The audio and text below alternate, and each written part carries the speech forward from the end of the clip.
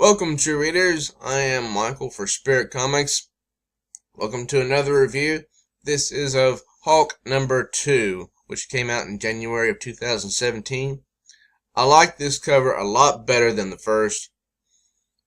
Not a bit of space goes unused. We see Jennifer Walters in what appears to be a subway bathroom. She's trying to control the rage within her, but is unsuccessful, as we see by the broken glass, and her green eyes are lighting up. So she's still working on herself, trying to control the anxiety, which triggers her rage, which triggers the transformation.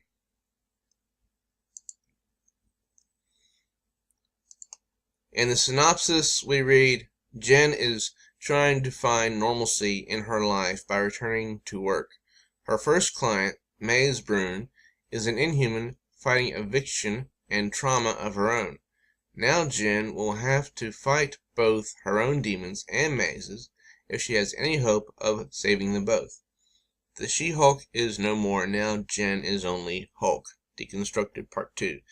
I don't like that, how they put that in there.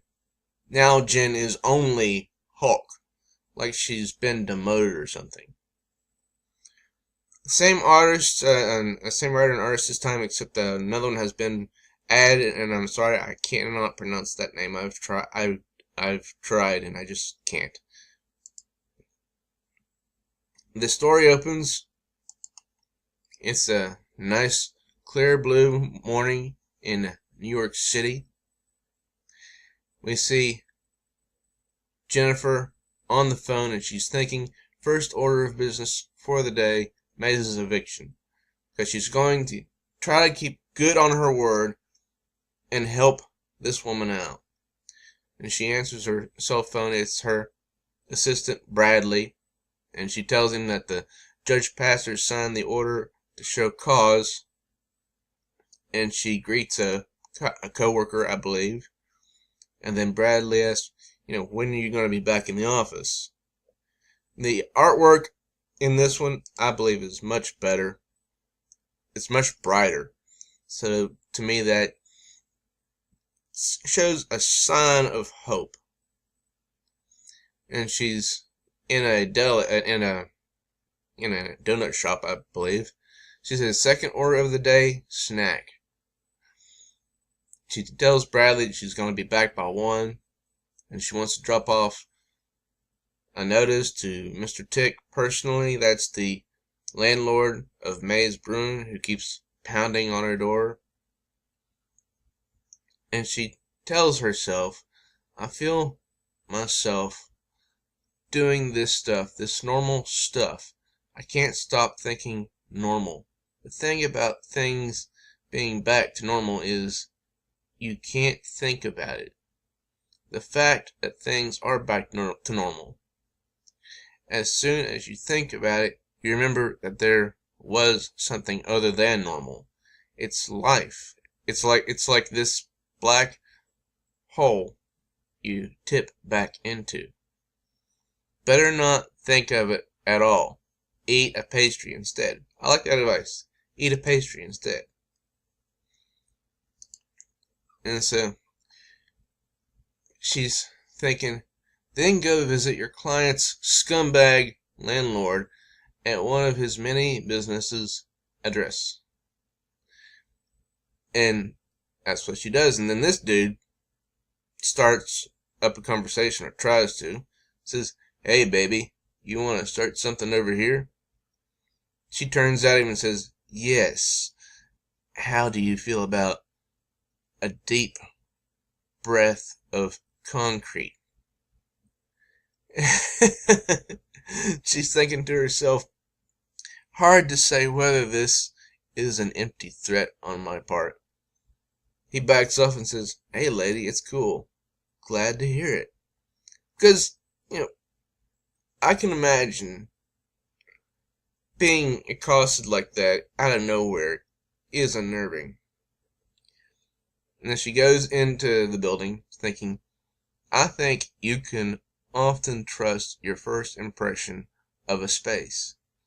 So far, I've got sexual harassment and the distinct smell of stale French fries and cherry from a cherry room freshener. The most nefarious air freshener. Yeah, right. I gotta call you back. How can I help you? So she walks into Mr. Tick's office. Gotta love that name, Mr. Tick. She's thinking, after 10 minutes of as pleasant a conversation with me, Mr. Tick, as I can muster. What you need to understand, Miss Walters, is that I have been nothing but reasonable to, Miss Brune, you know. I see, Mr. Tick. And he cuts her off. She used to be a great tenant, okay? When she worked at the yoga place, that was all right. She had a little bod on her. Oh, yeah, that's a big mistake. And Jennifer says, as I stated, Mr. Tick, if you are alleging that my client has not paid her rent, we have cashed checks that prove otherwise. He says, yeah, okay, fine. So she pays her rent, but you need to understand, Miss. Right, sure, Miss Walters. Look, she's a minor nutbag. I'll give you that, but a nutbag is still a nutbag. She's clearly annoyed with him. I would be too. She says to him, Mr. Tick, bottom line, my client has done nothing to violate her lease, and as of this morning, you have 30 days to show cause for eviction. He looks at her and starts to say, you stupid, and she cuts him off and saying, I wish I could say it's been nice meeting you, Mr. Tick, but obviously it's been relatively unpleasant and I'll be on my way now. I'm running a business, not a frickin' mental ward. I'll see you in court, Mr. Tick, she says, keeping her cool. He says, yeah, I'll see you in court, you freaking cow. And she thinks to herself, why is it that the sound of a man's fury makes me calm? That's a good question. But she seems to have been calm during that whole conversation. Now she's outside in Central Park. She thinking, I really do like my job. And she's watching some kids, throw snowballs in Central Park and build a snowman. It's a nice scene. And this person says, I don't like that kid waving a stick. Kids have been waving sticks at each other since the dawn of time, this other person says. She's sitting there by herself thinking, I'm good at my job, And that guy says, I'm going to go get him. Or is it a woman? I can't tell. Christine, he's fine. Yay me. Yay New York, yay. And then somebody starts yelling, help me, he's coming. And so then the kids get all agitated and scared.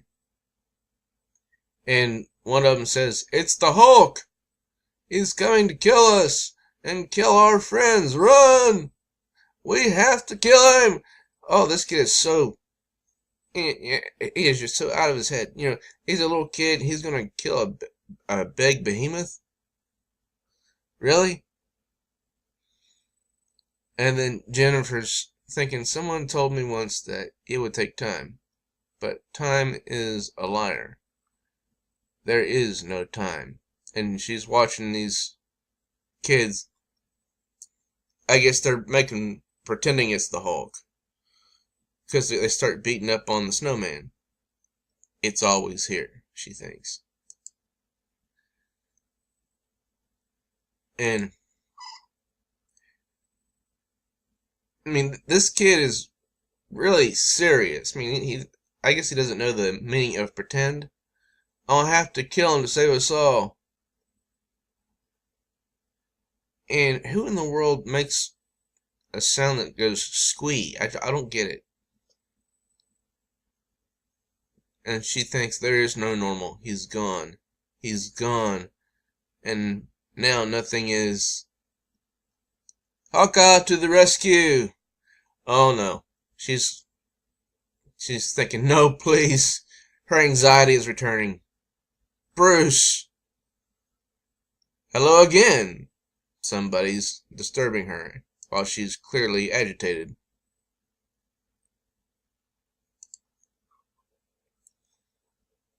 And, oh yeah, it was the same guy from issue 1 that was trying to bug her to write a book about what happened to her. I don't know if you remember me. I'm Flo, the persistent but well-meaning woman who's trying to write about you for... I thought it was a man in issue 1. Maybe I misread it. She looks around suddenly and says, I told you to leave me alone. She storms off and walks right through 2 people, with her head down. And they're, the ever-gracious New Yorkers. She's thinking, it was a good day. It was a good day. Who cares? And you can see her eyes light up green.